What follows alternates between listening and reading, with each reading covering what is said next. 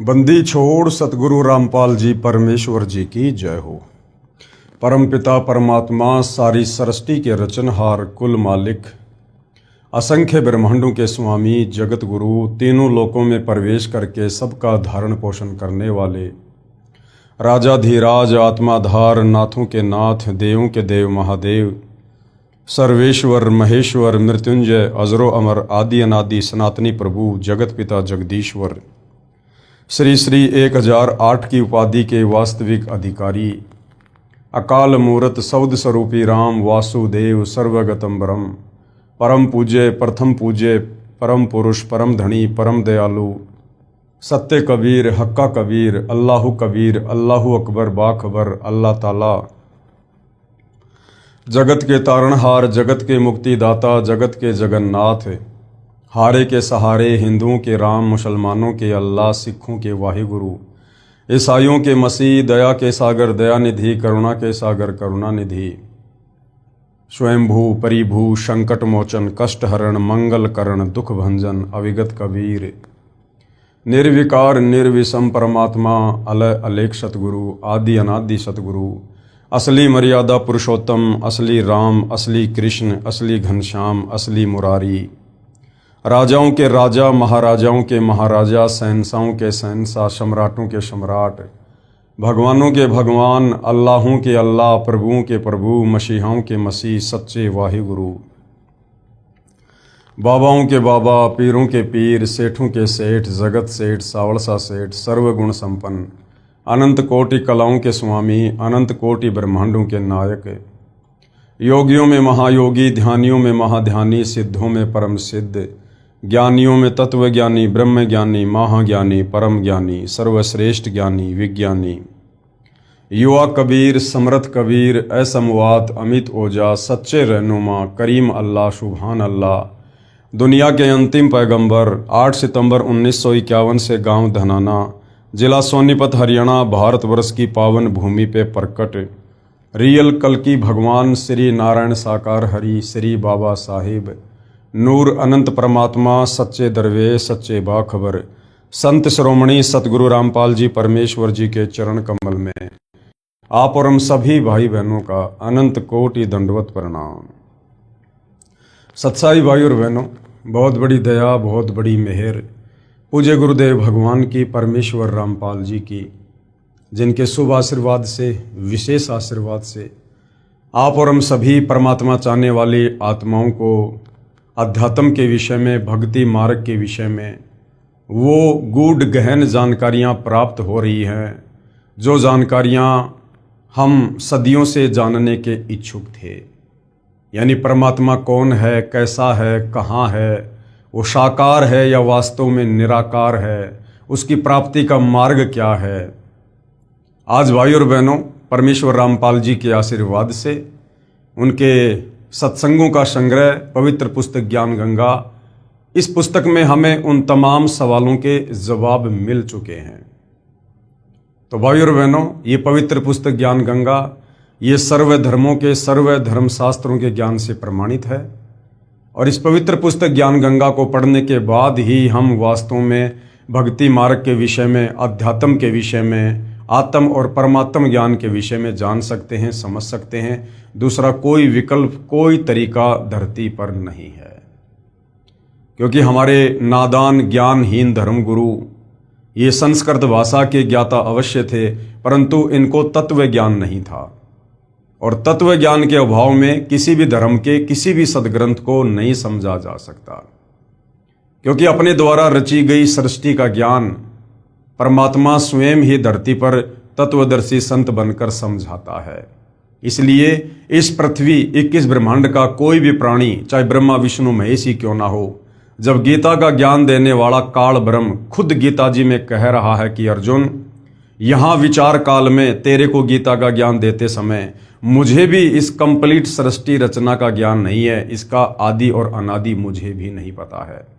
तो भाई और बहनों, जब स्वयं 21 ब्रह्मांड का स्वामी काल निरंजन अपने आप को तत्व ज्ञान समझाने के विषय में असमर्थ जाहिर कर रहा है, तो बाकी ब्रह्मा विष्णु महेश दुर्गा ये जितने भी आचार्य, शंकराचार्य, देवी देवता, ये सब उसके अधीन है, उसके नीचे हैं।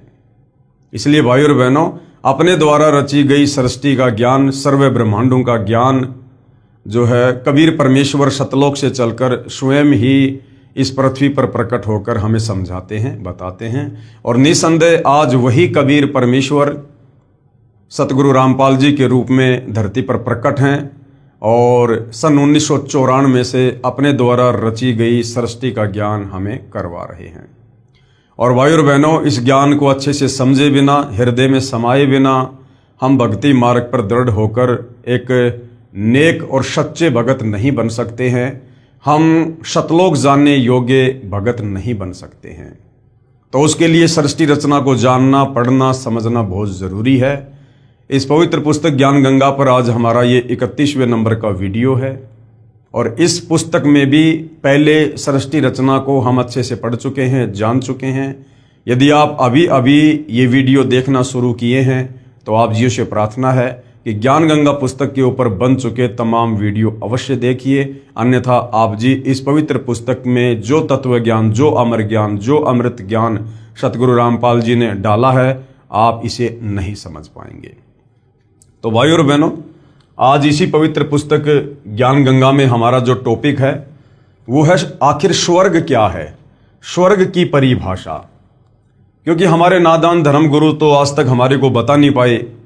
इन्होंने तो केवल स्वर्ग को ही फाइनल कर दिया कि मरने के बाद में जो स्वर्ग चला गया उसकी मुक्ति हो गई, उसका मोक्ष हो गया। और मरने के बाद कोई स्वर्ग जाएगा नहीं जाएगा इसकी कोई गारंटी नहीं है। क्योंकि भक्ति हम सदियों से शास्त्र विरुद्ध करते आए हैं, वेदों के विरुद्ध करते आए हैं। पवित्र गीता और चारों वेद हमें जिस मंत्र का जाप करने का निर्देश दे रहे हैं वो मंत्र हमारे धर्म गुरुओं ने हमें नहीं दिया, और ना उस मंत्र के दान करने का ये हमारे धर्म गुरु अधिकारी थे। जिस कारण से हम स्वर्ग तक की यात्रा भी बड़ी मुश्किल से कर पाए हैं। तो वास्तव में स्वर्ग क्या है? क्या स्वर्ग अध्यात्म की लास्ट उपलब्धि है? भाई और बहनों, जिस स्वर्ग को लेकर हमारे धर्म गुरु हमें कहा करते थे या वर्तमान में भी कह रहे हैं, वो स्वर्ग तो भक्ति मार्ग की बहुत ही छोटी इकाई है। इससे ऊपर तो करोड़ों स्वर्ग हैं, करोड़ों स्वर्ग। और वास्तव में स्वर्ग क्या है? वास्तव में स्वर्ग सतलोक है, सचखंड है, जहां जाने के बाद फिर वापस लौटकर जन्म और मरण में नहीं आना। 184 योनियों में गधे, कुत्ते, सुअर के शरीर धारण करके कष्ट नहीं उठाना। जिस स्वर्ग में जाने के बाद फिर कभी नरक में नहीं जाना। और जो ये 21 ब्रह्मांड ज्योति निरंजन के अंतर्गत जो स्वर्ग है, जिसको बैकुंठ कहते हैं, जिसके विषय में हमारे नादान धर्मगुरु हमें बताते हैं, इस स्वर्ग में जाने के बाद तो हमें वापस नरक में भी जाना पड़ेगा, 184 योनियों में भी जाना पड़ेगा। फिर से जन्म और मरण का चक्कर ज्यों का त्यों बना रहेगा। तो भाई और बहनों, हम समझते हैं कि वास्तव में स्वर्ग है क्या। जिस स्वर्ग के विषय में आप और हमें सुना सुना के हमारे कान पका दिए धर्म गुरुओं ने। यदि घर में किसी की मृत्यु हो जाए तो पीछे से परिवार के सदस्य उस फोटो के नीचे लिखवा दिया करते हैं कि फला फला का स्वर्गवास दिनांक इतने को हो गया। भले ही वो नरक में गया है शास्त्र विरुद्ध साधना करके, वो पितर बन गया, भूत बन गया, लेकिन पीछे से उसकी तस्वीर पर लिखा दिया स्वर्गवासी। तो भाई और बहनों, ये वास्तव में स्वर्ग क्या है? जब तक हम इसकी जड़ तक नहीं पहुंचेंगे हमारी आस्था इससे नहीं हटेगी। और हमने इस स्वर्ग में नहीं जाना है, हमने तो वास्तविक स्वर्ग, वास्तविक बैकुंठ, सतलोक, सचखंड में जाना है। पवित्र पुस्तक ज्ञान गंगा स्वर्ग की परिभाषा। उदाहरणार्थ, स्वर्ग को एक होटल यानी रेस्टोरेंट समझो। जैसे कोई धनी व्यक्ति गर्मियों के मौसम में शिमला या कुल्लू मनाली जैसे शहरों में ठंडे स्थानों पर जाता है, वहाँ किसी होटल में ठहरता है जिसमें कमरे का किराया तथा खाने का खर्चा अदा करना होता है। 2 या 3 महीने में 20 या 30 हजार रुपये खर्च करके वापस अपने कर्म क्षेत्र में आना होता है। फिर 10 महीने मजदूरी मेहनत करो, फिर 2 महीने अपनी ही कमाई खर्च कर वापस आओ। यदि किसी वर्ष कमाई अच्छी नहीं हुई तो उस 2 महीने के सुख को भी तरसो। ठीक इसी प्रकार भाइयों और बहनों, ये स्वर्ग है 21 ब्रह्मांड का एक बहुत ही निम्न श्रेणी का होटल है। जैसे होटल होते हैं ना 3 स्टार, 5 स्टार, 7 स्टार, तो ये जो स्वर्ग है, बैकुंठ है, ये केवल 3 स्टार होटल है। इससे ऊपर तो 21 ब्रह्मांड में महास्वर्ग, उसको समझो 5 स्टार होटल।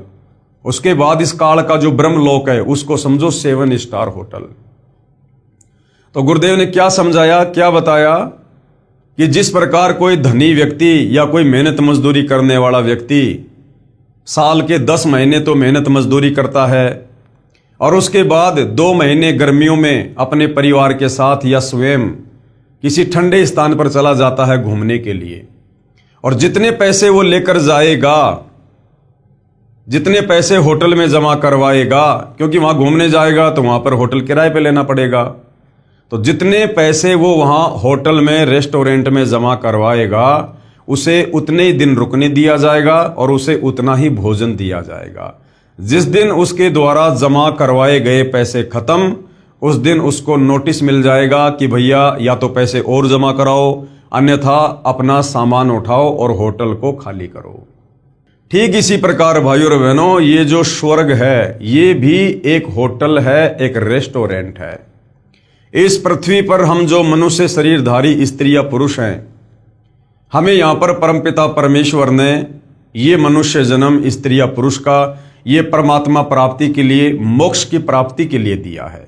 यदि कोई तत्वदर्शी संत मिल जाए और हम उनकी शरण में आ जाएं और आजीवन मर्यादा में रहकर भक्ति करें तो हमारी आत्मा का कल्याण संभव है।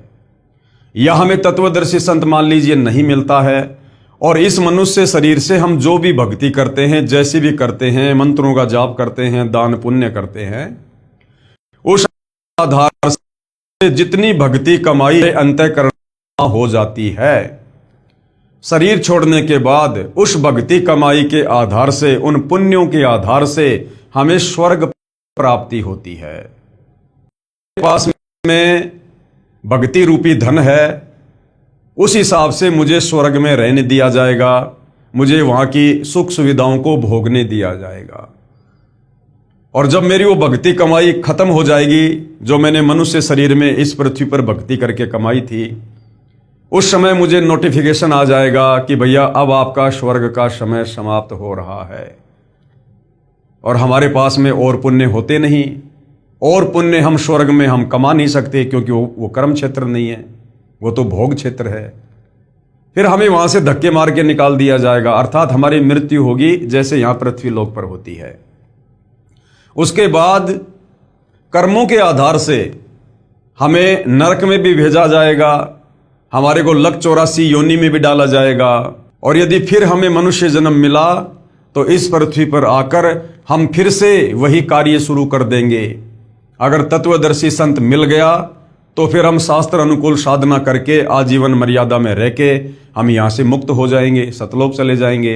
यदि उस मनुष्य जन्म में तत्वदर्शी संत नहीं मिला तो जैसे भी साधना ये नादान धर्म गुरु हमसे करवाते हैं शास्त्रों के विरुद्ध, वो साधना करके और जैसे भी भक्ति कमाई हम अर्जित कर पाएंगे, उस आधार से फिर से हम वो भक्ति धन लेकर स्वर्ग में चले जाएंगे। फिर साल, 10 साल, 20 साल, 100 साल, 500 साल, इसकी जैसी भक्ति कमाई है उस आधार से वो स्वर्ग में रहेगा, थोड़ी बहुत मौज मस्ती करेगा, और जैसे भक्ति रूपी धन खत्म होगा फिर से उसको नरक में, लक 84 योनि में, ये चक्कर इस प्रकार से भाई और बहनों हमारा जन्म और मरण का चलता रहेगा। तो ये है स्वर्ग। इससे ऊपर है महास्वर्ग। महास्वर्ग में वो जाता है जिसकी भक्ति कमाई ज्यादा होती है, जिसका भक्ति धन ज्यादा होता है, वो थोड़ा ज्यादा दिन वहां पर मौज मस्ती कर लेता है। आना उसको भी फिर नीचे पड़ेगा, जन्म और मरण में, लक 84 योनियों में और नरक में, क्योंकि 21 ब्रह्मांड की यही अंतिम उपलब्धि है। इन चारों वेदों में और गीता जी में केवल इस काल ब्रह्म तक की साधना है ओम नाम का मंत्र, और चारों वेदों और गीता जी के अनुसार साधना हम केवल 21 ब्रह्मांड में इसी प्रकार से जन्म मरण, लक 84 और नरक का ये चक्कर हमेशा काटते ही रहेंगे। और ये हमारा चक्कर उस समय तक खत्म नहीं होगा जब तक हमें मनुष्य तत्वदर्शी संत की शरण नहीं मिलेगी। क्योंकि तत्वदर्शी संत के पास ही कंप्लीट भक्ति का होता है। गीता अध्याय 17 श्लोक 23 में जो पूर्ण ब्रह्म परमेश्वर के परम अक्षर ब्रह्म के जो 3 मंत्र हैं जिनसे पूर्ण मुक्ति होगी, ओम तत् सत, और पवित्र कुरान शरीफ में जो ऐन सीन काफ अस सूरा 42 और उसका मंत्र 1 और 2, उसमें जो ऐन सीन काफ है ये कोड वर्ड में है, वास्तव में वो क्या मंत्र हैं वो तत्वदर्शी संत बताएगा। तो यदि हमें तत्वदर्शी संत नहीं मिलता है तो इसी प्रकार से हम स्वर्ग में, नरक में, महास्वर्ग में, लक 84 में, और जब तत्वदर्शी संत मिल जाए तब भाई और बहनों हमारी मुक्ति का रास्ता बनता है। तो वर्तमान में हमारा परम सौभाग्य है कि आज धरती पर जगत गुरु तत्वदर्शी सतगुरु रामपाल जी स्वयं प्रकट हैं। आज यदि हम इस काल के 21 ब्रह्मांड से निकलना चाहें, जन्म मरण के चक्कर को समाप्त करना चाहें, तो बड़ी आसानी से उनकी शरण में आकर करवा सकते हैं। ठीक इसी प्रकार स्वर्ग को जानो, जिस प्रकार वो होटल है इसी प्रकार से स्वर्ग को जानो। इस पृथ्वी लोक पर साधना यानी भक्ति करके कुछ समय स्वर्ग रूपी होटल में चला जाता है जीव, फिर अपनी जो पुण्य कमाई है खर्च करके वापस नरक तथा 84 लाख प्राणियों के शरीर में कष्ट पाप कर्म के आधार पर भोगना पड़ता है। जब तक तत्वदर्शी संत नहीं मिलेगा तब तक उपरोक्त जन्म मृत्यु तथा स्वर्ग नरक व 84 लाख योनियों का कष्ट बना ही रहेगा। क्योंकि गीता ज्ञान दाता काल ब्रह्म गीता अध्याय 4 श्लोक नंबर 34 में खुद कह रहा है कि अर्जुन, अगर तुझे परम सुख चाहिए, परम शांति चाहिए, सनातन परम धाम को प्राप्त करना है, जहां जाने के बाद साधक लौटकर वापस मेरे इस 21 ब्रह्मांड में जन्म मरण में नहीं आता, उसके लिए तू किसी तत्वदर्शी संत की खोज कर। वो तत्वदर्शी संत ही तुझे परमात्म ज्ञान बताएगा, तुझे मुक्ति का मार्ग बताएगा। अर्थात गीता ज्ञान देने वाले काल ब्रह्म के पास भी वो कंप्लीट मुक्ति का मार्ग नहीं है, क्योंकि केवल पूर्ण परमात्मा का शतनाम तथा सारनाम ही पापों का नाश करता है। अन्य प्रभुओं की पूजा से, जैसे ब्रह्मा विष्णु महेश दुर्गा या काल ब्रह्म की पूजा से पाप नष्ट नहीं होते। सर्व कर्मों का ज्यों का त्यों यथावत फल ही मिलता है। अगर पुण्य है तो स्वर्ग मिल जाएगा और फिर पाप के आधार से नरक भी भोगना पड़ेगा। इसलिए गीता अध्याय 8 श्लोक 16 में कहा है कि ब्रह्मलोक यानी महास्वर्ग तक स्वर्गलोक नाशवान है। जब स्वर्ग महास्वर्ग ही नहीं रहेंगे तब भगत का कहां ठिकाना होगा, कृपया विचार करो। गीता अध्याय 8 श्लोक 16 में गीता का ज्ञान देने वाला काल ब्रह्म कह रहा है कि अर्जुन, मेरी जो साधना का मंत्र है वो ओम है, गीता अध्याय 8 श्लोक नंबर 13 में, और मेरी ओम नाम की साधना 21 ब्रह्मांड की सर्वश्रेष्ठ साधना है। इस ओम नाम की कमाई से मृत्यु उपरांत साधक कहां जाता है, महास्वर्ग में। और अध्याय 8 श्लोक नंबर 16 में कह रहा है कि ब्रह्मलोक पर्यंत सर्वलोक पुनरावृत्ति में है, कि महास्वर्ग में गया हुआ प्राणी भी वापस जन्म और मरण में है।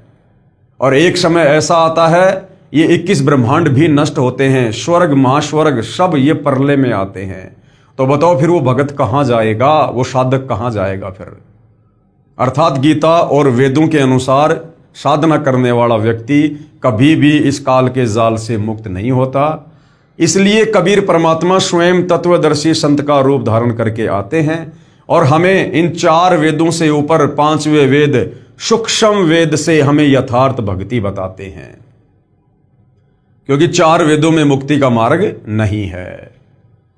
तो आज भाई और बहनों वो कंप्लीट सूक्ष्म ज्ञान, कंप्लीट 5वें वेद सूक्ष्म वेद का ज्ञान केवल धरती पर सतगुरु रामपाल जी के पास ही है, अन्य किसी आचार्य शंकराचार्य जी के पास में नहीं है।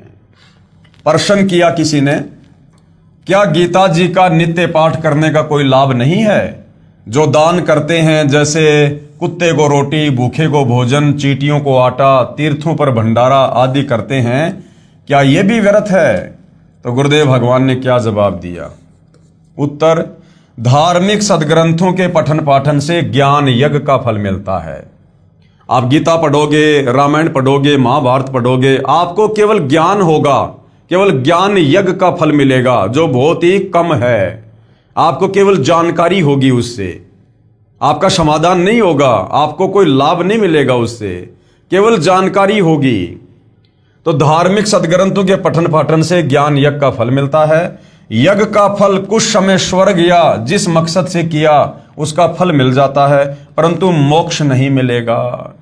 नित्य पाठ करने का मुख्य कारण यह होता है कि सदग्रंथों में जो साधना करने का निर्देश है तथा जो न करने का निर्देश है, उसकी याद ताजा रहे कि भगवान हमें क्या बता रहे हैं, हमें प्रतिदिन किस प्रकार से इस संसार में रहना है, क्या क्या हमने करना है, क्या क्या नेक नीति और सदाचार अपनाना है।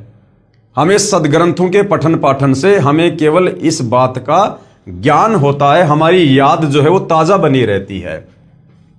कभी कोई गलती ना हो जाए जिससे हम वास्तविक मकसद त्याग कर, गफलत करके, शास्त्र विधि त्याग कर मनमाना आचरण यानी पूजा ना करने लग जाएं, तथा मनुष्य जीवन के मुख्य उद्देश्य की याद बनी रहे कि मनुष्य जीवन का मूल उद्देश्य आत्म कल्याण ही है, जो शास्त्र अनुकूल साधना से ही संभव है। तो शास्त्रों के पठन पाठन से केवल हमें इतना ही लाभ है कि हमें ज्ञान होगा और ज्ञान यज्ञ का फल मिलेगा। जैसे एक जमींदार को बुढ़ापे में पुत्र की प्राप्ति हुई, किसान ने सोचा जब तक बच्चा जवान होगा, अपने खेती बाड़ी के कार्य को संभालने योग्य होगा, कहीं मेरी मृत्यु ना हो जाए। इसलिए किसान ने अपना अनुभव लिख कर छोड़ दिया तथा अपने पुत्र से कहा कि पुत्र, जब तू जवान हो तब अपने खेती बाड़ी के कार्य को समझने के लिए इस मेरे अनुभव के लेख को प्रतिदिन पढ़ लेना तथा अपनी जो कृषि करना। पिताजी की मृत्यु के उपरांत किसान का पुत्र प्रतिदिन पिताजी के द्वारा लिखे अनुभव के लेख को पढ़ता, परंतु जैसा उसमें लिखा है वैसा कर नहीं रहा है। वह किसान का पुत्र क्या धनी हो सकता है? कभी नहीं। वैसे ही करना चाहिए जो पिताजी ने अपना अनुभव लिखा है। तो भाई और बहनों, इसी प्रकार जो पवित्र गीता जी हैं, चारों वेद है, इसमें हमारे परमपिता परमेश्वर सर्वसृष्टि रचनहार परम अक्षर ब्रह्म ने, कबीर देव ने स्वयं या फिर अन्य के माध्यम से इसमें परमेश्वर ने भक्ति विधान लिखवाया है, भक्ति अनुभव लिखवाया है कि कौन सी भक्ति करने से हमारी आत्मा का कल्याण होगा, कौन से भक्ति मंत्रों का जाप करने से हम काल के जन्म मरण के कष्टों से बाहर निकल सकते हैं। ये कंप्लीट भक्ति का जो सिलेबस है ये इन धार्मिक सदग्रंथों में है, पवित्र गीता में है और वेदों में है। वेद को हो चाहे गीता को हो, बात एक ही है, क्योंकि चारों वेदों का सार पवित्र गीता जी है। अब जो हमारे परमपिता परमेश्वर ने हमारी आत्मा के कल्याण के लिए उस पवित्र गीता में जिस भक्ति को करने का, जिन मंत्रों को जाप करने का निर्देश दिया है, हम वो तो कर नहीं रहे और केवल प्रतिदिन गीता जी का पाठ कर रहे हैं, तो क्या उससे हमारी मुक्ति होगी? कभी नहीं होगी। हमने वैसा ही करना पड़ेगा जैसे हमारे परमपिता परमेश्वर ने मुक्ति के लिए उसमें भक्ति विधि लिखी है, जो भक्ति मंत्र जाप करने को दिया है, हमने उसी अनुसार साधना करनी होगी। ठीक इसी प्रकार पवित्र गीता जी के पाठ को तो श्रद्धालु नित्य कर रहे हैं, परंतु भक्ति साधना सदग्रंथ के विपरीत कर रहे हैं। इसलिए गीता अध्याय 16 श्लोक 23-24 के अनुसार व्यर्थ साधना है। अब चारों वेदों में और गीता जी में केवल एक ओम मंत्र के जाप का निर्देश है, केवल एक ओम मंत्र जो सीधा सीधा लिखा हुआ है। गीता अध्याय 8 श्लोक नंबर 13, गीता ज्ञानदाता काल ब्रह्म अपनी साधना का मंत्र बता रहा है कि ओम इति एक अक्षर, कि मुझ काल की साधना का तो केवल एक ओम अक्षर है बस। ब्रह्म व्यवहारण माम अनुस्मरण ये परियाति तजन देहम सयाति परमाम गतम, कि भाई अर्जुन, मुझ काल की साधना का तो केवल ये कि ओम मंत्र है, जो इसका बोल बोल कर उच्चारण करके अंतिम श्वास तक जाप करेगा वो मेरे ब्रह्मलोक में आ जाएगा। तो ओम नाम की साधना करने वाला ये कहां जाएगा? महास्वर्ग में जाएगा, ब्रह्मलोक में जाएगा, फिर वापस जन्म मरण में रहेगा। फिर गीता अध्याय 17 श्लोक नंबर 23 में कहा है कि अर्जुन, उस पूर्ण परमेश्वर का जो मंत्र है उसका मंत्र है ओम तत् सत इति निर्देशय ब्रह्मण त्रिविध समर्थय। कि उस पूर्ण परमेश्वर की भक्ति का तो भाई 3 मंत्र का जाप है, ओम तत् सत। अब ओम तो सीधा सीधा काल का है, तत् और सत ये सांकेतिक है, कोड वर्ड में है। अब ये कौन बताएगा? गीता ज्ञानदाता कहता भैया इसके विषय में मुझे भी नहीं पता, ये तत् और सत क्या है, इसके पीछे कौन से मंत्र छुपे हुए हैं, इसकी जानकारी अर्जुन मुझे नहीं है। तो अर्जुन ने कहा कि फिर वो जानकारी कौन देगा? तो गीता अध्याय 4 श्लोक 34 में बताया कि उसके लिए तू किसी तत्वदर्शी संत की खोज कर ले। वो तत्वदर्शी महात्मा ही तुझे तत्व ज्ञान बताएगा, ये भेद बताएगा तुझे ओम तत् सत का। अर्जुन ने कहा कि मैं उसको कैसे पहचानूंगा?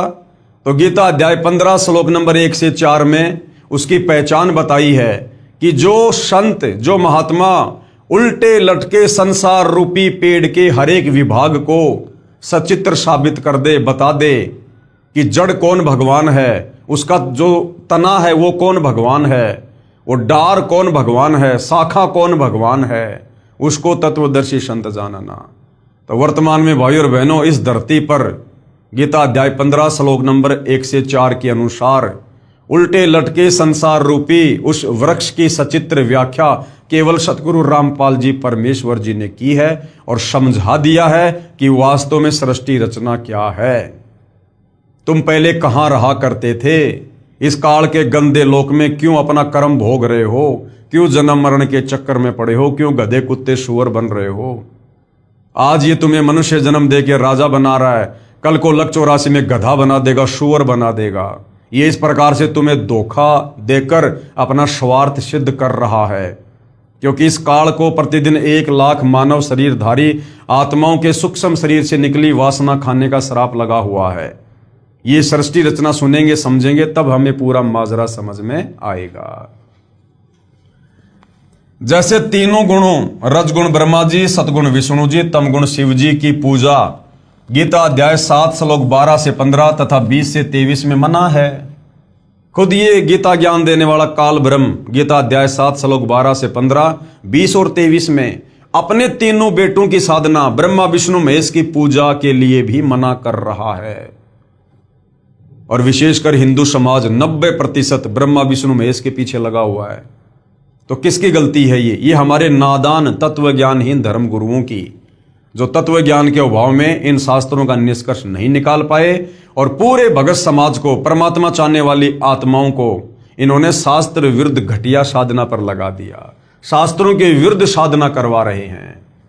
तथा श्राद्ध निकालना अर्थात ये पितृ पूजा, पिंड भरवाना, फूल अस्थियां उठाकर गंगा में ये क्रिया करवाना, 13वीं 17वीं महीना 6 माही वर्षी आदि करना गीता अध्याय 9 श्लोक 25 में मना है। तो भाई और बहनों, हमारे शास्त्र क्या कह रहे हैं, जिनमें भक्ति का अनुभव है, और हम कर क्या रहे हैं? यदि हम गीता जी के विरुद्ध साधना करेंगे, गीता जी के विरुद्ध मंत्रों का जाप करेंगे, तो चाहे हम कितना ही गीता जी का नित्य पाठ कर लें, हमारी मुक्ति उस पाठ से नहीं है। व्रत रखना गीता अध्याय 6 श्लोक 16 में मना किया है।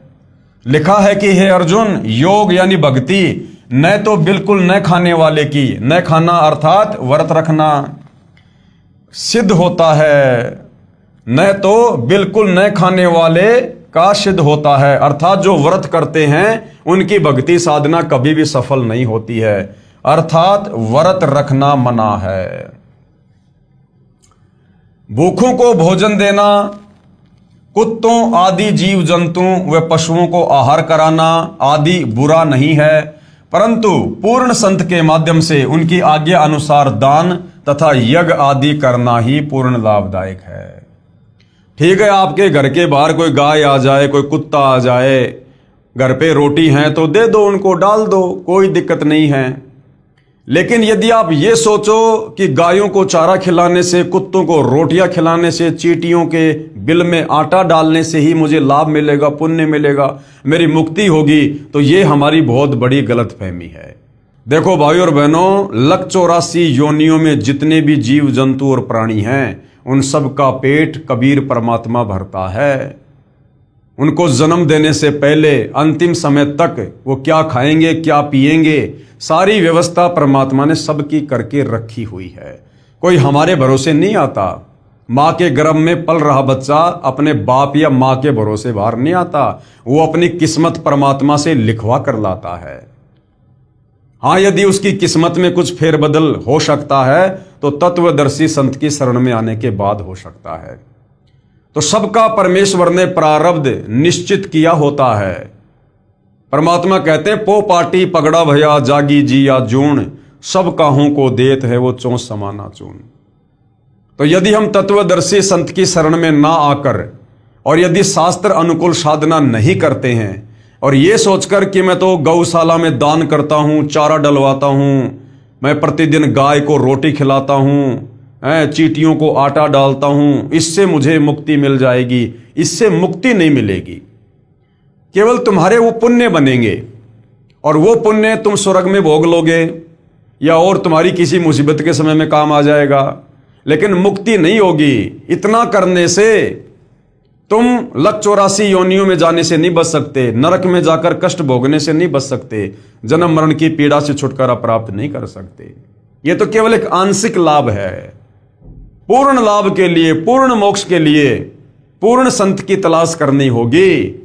और पूर्ण संत एक समय में पृथ्वी पर एक ही होता है और वो स्वयं कबीर भगवान होता है। वही कंप्लीट भक्ति का कोर्स बताते हैं जो गीता अध्याय 4 श्लोक नंबर 34 में बताया है। तब जाकर मुक्ति होगी। जैसे एक कुत्ता कार के अंदर मालिक वाली सीट पर बैठकर यात्रा करता है। अब जो ये शास्त्र विरुद्ध दान धर्म करते हैं, बिना तत्वदर्शी संत की शरण में आए जो लोग दान धर्म करते हैं, बड़े बड़े सेठ, बड़े बड़े लोग हैं, अरबपति खरबपति हैं, लोग आश्रमों में दान कर देते हैं, चैरिटी में दान कर देते हैं, करोड़ों अरबों में लोग दान करते हैं, बड़े बड़े धनपति लोग। अब भाई और बहनों, उस दान के प्रतिफल में उनको क्या मिलेगा? फिर ये बता रहे हैं गुरुदेव भगवान कि वो जो मनमुखी दान लोग जो कर रहे हैं, उस मनमुखी दान के प्रतिफल में आगे उनको क्या मिलेगा, किस प्रकार से परमात्मा उनको वो दान रिटर्न करेगा। जैसे एक कुत्ता कार के अंदर मालिक वाली सीट पर बैठकर यात्रा करता है, कुत्ते का ड्राइवर मनुष्य होता है। अब जैसे बहुत बड़ा कोई सेठ है, कोई मंत्री है, मुख्यमंत्री है, अब जैसे मुकेश अंबानी है। मुकेश अंबानी अपनी कार में एक जो है कुत्ता लेके चलता है। अब कई करोड़ों की तो उसकी कार है और कई लाख करोड़ का खुद मुकेश अंबानी मालिक है। और उस कार में वो कुत्ता आगे वाली सीट पर बैठेगा या फिर पीछे वाली सीट पर बैठेगा जहां पर मालिक बैठता है। अब उस कुत्ते को 15 करोड़ की कार मिल गई और उस कुत्ते को घुमा कौन रहा है? ड्राइवर कौन है? मनुष्य, इंसान है। और वो कुत्ता सारी मौज ले रहा है, रात को एसी में सोता है। जो भोजन 90% लोगों को नसीब नहीं है, वो भोजन मुकेश अंबानी का वो कुत्ता खा रहा है। क्यों खा रहा है? कुत्ते तो और भी बहुत हैं। एक कुत्ता ऐसा है जो गली में पड़ा रहता है, उसको खुजली हो रही है, उसमें कीड़े चल रहे हैं, सारा दिन चिल्लाता रहता है, वो भी तो कुत्ता ही है। और एक कुत्ता मुकेश अंबानी का। तो मुकेश अंबानी के घर में वो कुत्ता क्यों पहुंचा? वो कुत्ता कौन है? उस कुत्ते ने ऐसे कौन से वो कर्म किए थे मनुष्य जन्म में जो आज वो मुकेश अंबानी के घर में कुत्ता बन के सारी मौज ले रहा है? तो गुरुदेव क्या कह रहे हैं? जैसे एक कुत्ता कार के अंदर मालिक वाली सीट पर बैठकर यात्रा करता है, कुत्ते का ड्राइवर मनुष्य होता है। उस पशु को आम मनुष्य से भी अधिक सुविधाएं प्राप्त होती हैं। अलग से कमरा, पंखा तथा कूलर लगा होता है, आदि आदि। अब कौन है वो कुत्ता भाई और बहनों जो इतनी सुविधा ले रहा है? जब वह नादान प्राणी मनुष्य शरीर में था, जब उस कुत्ते वाली आत्मा मनुष्य के शरीर में था, स्त्री या पुरुष, उसने दान भी किया, लाखों का किया, करोड़ों का किया, भंडारे किए। जैसे आप जी मेहंदीपुर बालाजी जाओगे, इधर खाटू श्याम वाले जो है आप अपने इष्ट के वहां जाओगे, या जो तिरुपति बालाजी है, जगन्नाथ है, जितने भी बड़े बड़े धाम है, तीर्थ हैं, यहां आप देखते हो बड़े बड़े लोग, पैसे वाले करोड़ों में दान करते हैं, भंडारे लगाते हैं बड़े बड़े। तो कौन प्राणी है? जब वह नादान प्राणी मनुष्य शरीर में था, दान भी किया, परंतु मनमाना आचरण पूजा के माध्यम से किया। तत्वदर्शी संत की शरण में आके नहीं किया, मनमाने तरीके से किया, जो शास्त्र विधि के विपरीत होने के कारण लाभदायक नहीं हुआ। प्रभु का विधान है कि जैसा भी कर्म प्राणी करेगा उसका फल अवश्य मिलेगा। ये विधान तब तक लागू है जब तक तत्वदर्शी संत पूर्ण परमात्मा का मार्गदर्शक नहीं मिलता। तो वो जो कुत्ते के शरीर में जो आत्मा है ना, वो पहले मनुष्य था और उसने इसी प्रकार से मनमुखी ये दान धर्म किया, खूब किया, कंबल बांटे, भंडारा किया, धर्मशाला बनवाई, मकान बनवाए, बड़े बड़े भंडारे लगाए और गुरु भी बनाया। तो किसी आचार्य को, शंकराचार्य को, जो कि अधिकारी नहीं है नाम दीक्षा देने का, कथा करने का। कहने का मतलब है तत्वदर्शी संत के अलावा हम चाहे किसी भी धर्म के किसी भी धर्माचार्य को अपना गुरु बना लें और चाहे अरबों खरबों में कितना ही हम दान धर्म करें, हमारी मुक्ति नहीं है, हमारा मोक्ष नहीं है। वो किया हुआ दान धर्म हमें अगले जन्म में मिल जाएगा, जैसे अनिल अंबानी के उस कुत्ते को मिल रहा है, वो कुत्ते के शरीर में मिल जाएगा। अब कुत्ते का शरीर छूटने के बाद उस भाई का जन्म हो गया फिर सूअर के घर में, फिर क्या मिलेगा उसको? अब सूअर को कौन 15 करोड़ की गाड़ी में घुमाएगा? तो ऐसे ये काल हमारी दुर्गति करता है, हमारे को धोखे में रखता है। अगर वो नादान प्राणी, अगर वो तत्वदर्शी संत की शरण में होता और फिर यदि वो अपने गुरु के बताए अनुसार दान धर्म करता तो आजीवन मर्यादा में रहता, तो उसी जन्म में उसका पीछा छूट जाता, मोक्ष प्राप्त कर लेता, सतलोक चला जाता। और किसी कारण से यदि वो रह भी जाता तो उस नादान प्राणी को वो सारी सुविधा मनुष्य के शरीर में मिलती, दोबारा परमात्मा उसको मनुष्य जन्म देता बारंबार, जब तक उसका मोक्ष नहीं हो जाता। उसको लक 84 में नहीं जाने देता तत्वदर्शी संत, तो सारी सुविधा उसको मनुष्य के शरीर में मिलती वापस है। लेकिन गुरु भी बनाया तो नकली और मनमुखी होकर दान धर्म किया, जिस कारण से वो किया हुआ धर्म तो मिल गया लेकिन वो पशु योनि में मिला उसको। जैसा जैसा कर्म प्राणी करता है वैसा ही फल प्राप्त होता है। इस विधान के अनुसार वह तीर्थों तथा धामों पर या अन्य स्थानों पर भंडारे द्वारा तथा कुत्ते आदि को रोटी डालने के कर्म के आधार पर कुत्ते की योनि में चला गया। वहां पर भी किया कर्म मिला। कुत्ते के जीवन में अपनी पूर्व जन्म की शुभ कर्म की कमाई को समाप्त करके फिर गधे की योनि में चला जाएगा। उस गधे के जीवन में सर्व सुविधाएं छीन ली जाएंगी। वहां तो कुम्हार का लठ मिलेगा, सारा दिन मिट्टी कच्ची पक्की ईंटें ढोएगा, तत्पश्चात अन्य प्राणियों के शरीर में फिर कष्ट उठाएगा तथा नरक भी भोगना पड़ेगा।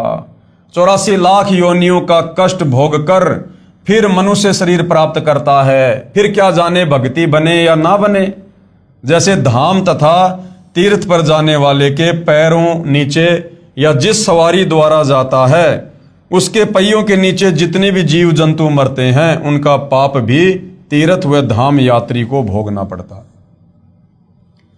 अब तीर्थ की यात्रा पर जा रहे हैं, धाम पर जा रहे हैं, मंदिर में जा रहे हैं, जा किस लिए रहे हैं? पुण्य कमाने के लिए। अब मान लीजिए वहां जाने से आपको एक पुण्य हुआ और आपने जीव जंतु मार दिए करोड़ों। अगर पैदल जा रहे हो तो पैर के नीचे कितने जीव जंतु मर गए, सूक्ष्म मर गए, चींटियां मर गई, अन्य जंतु मर गए। गाड़ी से जा रहे हो तो कितने जंतु मर जाते हैं टक्कर लग लग के। गाड़ी के टायर के नीचे कितने कीड़े मकोड़े मर जाते हैं, करोड़ों अरबों। तो भैया वैसे तो शास्त्र विरुद्ध साधना का कोई पुण्य है नहीं, और यदि मिल भी गया तो पुण्य तो हुआ एक, और तुमने जीव जंतुओं की हत्या करके पाप कमा लिए करोड़ों, और वो करोड़ों पाप कर्म भी भोगने पड़ेंगे। इसीलिए हम ज्यादातर समय लक 84 योनियों में चक्कर काटते हैं, क्योंकि पुण्य के बजाय हमारे अंदर पाप कर्म ज्यादा होते हैं। तो शास्त्र विरुद्ध साधना को करने के चलते जीव हमेशा जन्म मरण के चक्कर में इस प्रकार से बना ही रहेगा। जब तक पूर्ण संत जो पूर्ण परमात्मा की सत साधना बताने वाला नहीं मिलेगा, तब तक पाप नाश नहीं हो सकते। और जब हमें जगत गुरु मिल जाएगा, तत्वदर्शी मिल जाएगा, पूर्ण संत मिल जाएगा, फिर यदि हम उनके दर्शनों के लिए जाएंगे, उसके आश्रम में जाएंगे या जहां भी महात्मा जी हैं वहां जाएंगे, फिर मरेंगे, हमारे पैर के नीचे भी, हमारी गाड़ी से भी जीव जंतु मरेंगे, किंतु हम पूर्ण संत की शरण में हैं, हमें वो पाप कर्म नहीं लगेंगे, क्योंकि फिर हम इस काल के विधान से हटकर पूर्ण संत के विधान के अंतर्गत आ जाते हैं, फिर हमें वो पाप कर्म नहीं लगेंगे। जिस प्रकार मैं गाड़ी चला रहा हूं, आप भी गाड़ी चला रहे हो, मेरे पास में लाइसेंस है, आपके पास में लाइसेंस नहीं है, और हम दोनों की गाड़ी एक्सीडेंट हो गई और यदि कोई मर गया तो मेरा बचाव हो जाएगा, क्योंकि मेरे पास में ड्राइविंग लाइसेंस है। और जिसके पास ड्राइविंग लाइसेंस नहीं है वो सीधा जेल में डाला जाएगा। इसी प्रकार भाई और बहनों, जिसको तत्वदर्शी संत की शरण प्राप्त है उसके पास में वो आध्यात्मिक लाइसेंस है। उसका गुरु वकील बनकर धर्मराय के दरबार में उसका मुकदमा लड़ता है। भाई कर ले गुरु वकील मुकदमा भारी है।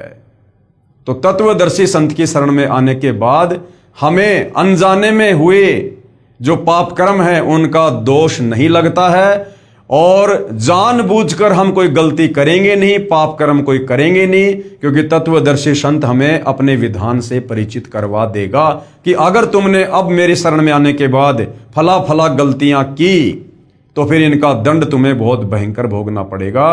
तो तत्व ज्ञान होने के बाद साधक को डर हो जाता है, भय हो जाता है, आत्म कल्याण की चिंता सताने लगती है, इसलिए साधक फिर कभी गलती नहीं करेगा। क्योंकि ब्रह्मा विष्णु महेश ब्रह्म क्षर पुरुष काल तथा ये परब्रह्म अक्षर पुरुष की साधना से पाप नाश नहीं होते। 21 ब्रह्मांड का स्वामी काल ब्रह्म, उससे ऊपर 7 संग ब्रह्मांड का स्वामी अक्षर पुरुष, इनकी साधना से हमारे पाप कर्मों का नाश नहीं हो सकता। केवल तत्वदर्शी संत की शरण में आने से ही पाप कर्मों का नाश होगा। पाप तथा पुण्य दोनों का फल भोगना पड़ेगा जब तक हम 21 ब्रह्मांड के अंतर्गत इस काल की साधना करते हैं। यदि वह प्राणी गीता ज्ञान अनुसार पूर्ण संत की शरण प्राप्त करके पूर्ण परमात्मा की साधना करता तो या तो सतलोक चला जाता। कौन? जो कुत्ता बना हुआ है और सारी सुविधा ले रहा था। अगर वो पूर्ण संत की शरण में होता, फिर यदि वो दान धर्म करता अपने गुरुदेव के बताए अनुसार, या तो उसी जन्म में उसका मोक्ष हो जाता अगर मर्यादा में रहता तो, और किसी कारण से रह भी जाता तो वो सारी की सारी सुविधा जो वो कुत्ते के शरीर में ले रहा है उसको मनुष्य जन्म में देता, परमात्मा मनुष्य जन्म देता उसको। यदि वह प्राणी गीता ज्ञान अनुसार पूर्ण संत की शरण प्राप्त करके पूर्ण परमात्मा की साधना करता तो या तो सतलोक चला जाता या दोबारा मनुष्य शरीर प्राप्त करता, और पूर्व पुण्यों के आधार से फिर कोई संत मिल जाता और मनुष्य जन्म मिलता तो सुविधा तो मिलती और मनुष्य जन्म में फिर उसे परमात्मा संत रूप में मिल जाते, फिर उसकी भक्ति कमाई जो अधूरी रह गई थी पूरी करवा के उसे सतलोक ले जाते। पूर्व पुण्यों के आधार से फिर कोई संत मिल जाता, वह प्राणी फिर शुभ कर्म करके पार हो जाता। इसलिए उपरोक्त मनमाना आचरण लाभदायक नहीं है। इसलिए गीता जी अध्याय 16 श्लोक नंबर 23 के अनुसार जो लोग शास्त्र विधि को त्याग के मनमाना आचरण मनमानी पूजा साधना करते हैं उससे कोई लाभ नहीं है। फिर आगे किसी ने सवाल किया है, गीता अध्याय 3 श्लोक 35 तथा अध्याय 18 श्लोक 47 में कहा है कि अच्छी प्रकार आचरण में लाए हुए दूसरे के धर्म से गुण रहित भी अपना धर्म अति उत्तम है। अपने धर्म में मरना भी कल्याणकारक है। दूसरे का धर्म भय को देने वाला है। इससे सिद्ध होता है कि जो भी जैसी पूजा करता है उसे त्यागना नहीं चाहिए। अपने धर्म में मरना भी कल्याणकारक है। अपने धर्म में मरना कल्याणकारक है। अपनी साधना को नहीं त्यागना चाहिए, लेकिन कब? जब आपकी साधना शास्त्र अनुकूल हो।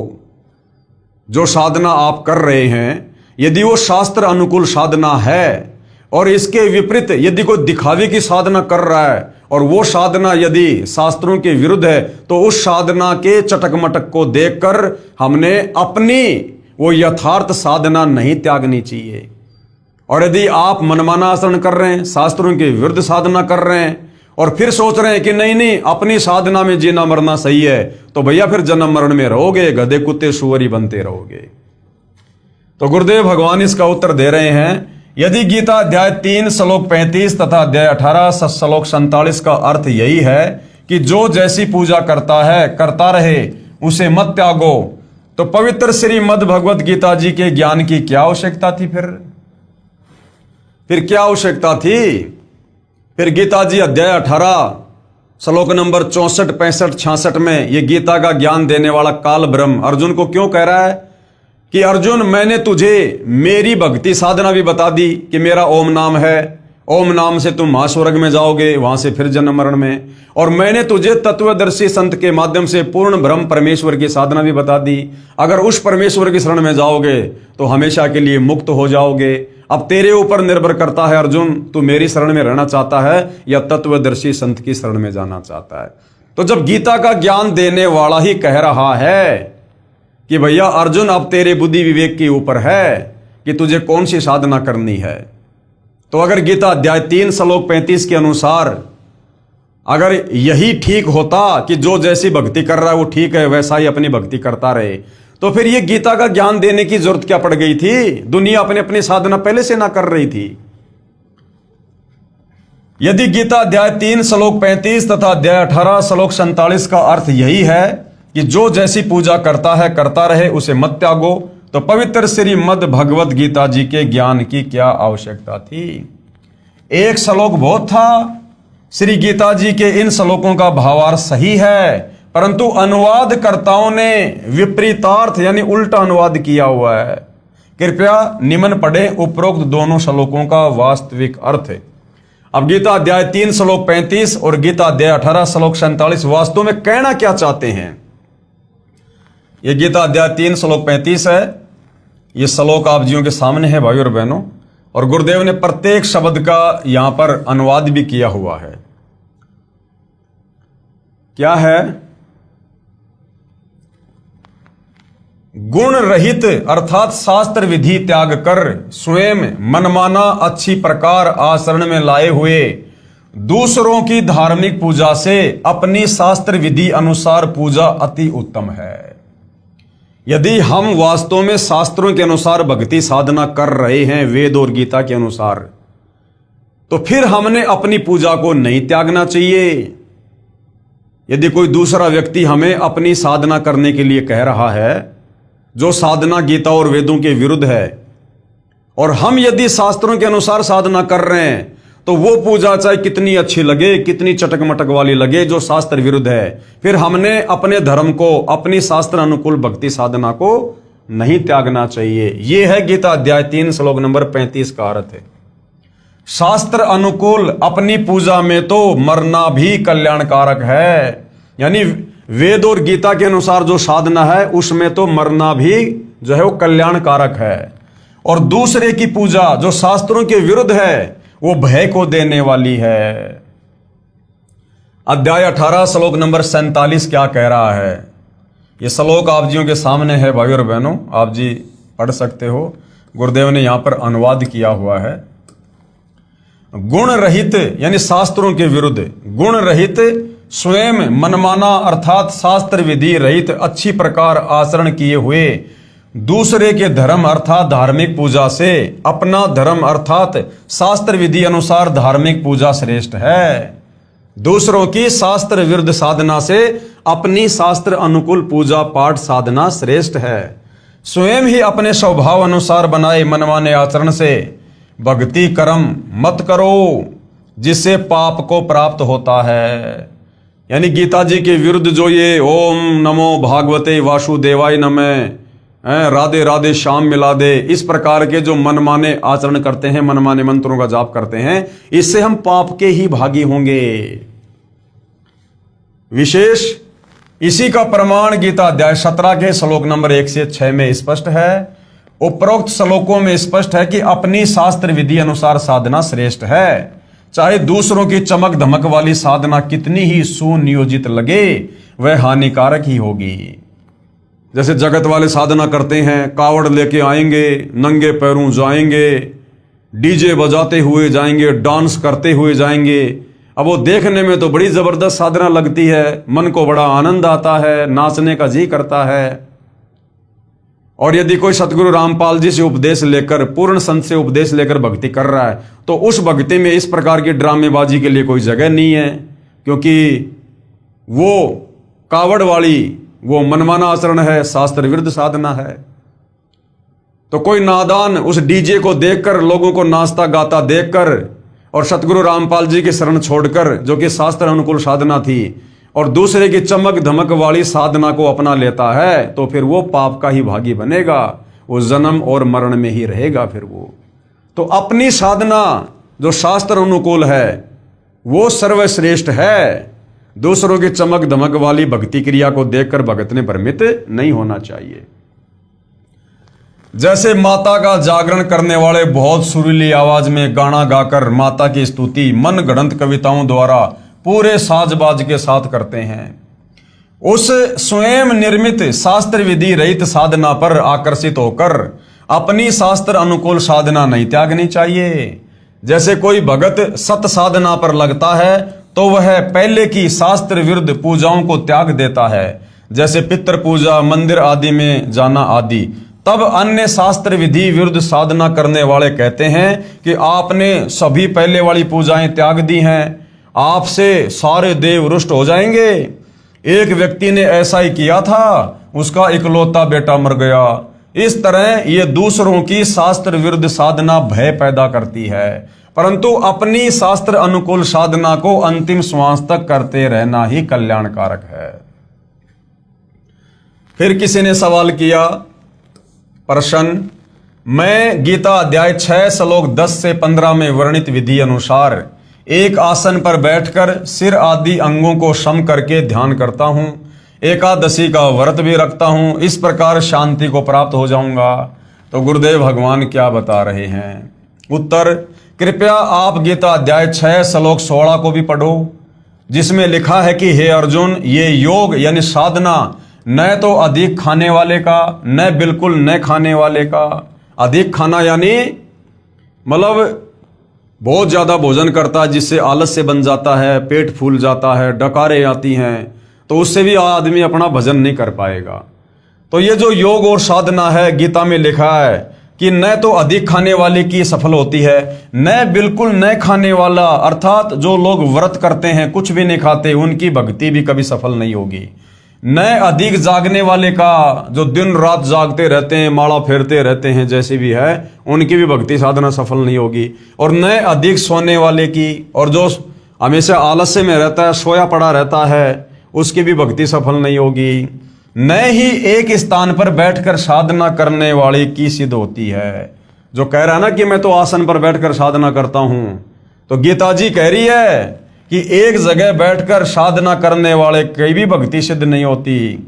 गीता अध्याय 6 श्लोक 10 से 15 तक वर्णित विधि का खंडन गीता अध्याय 3 का श्लोक 5 से 9 में किया है कि जो मूर्ख व्यक्ति समस्त कर्म इंद्रियों को हठपूर्वक रोककर, अर्थात एक स्थान पर बैठकर चिंतन करता है, वह पाखंडी कहलाता है। इसलिए कर्मयोगी यानी कार्य करते करते साधना करने वाला साधक ही श्रेष्ठ है।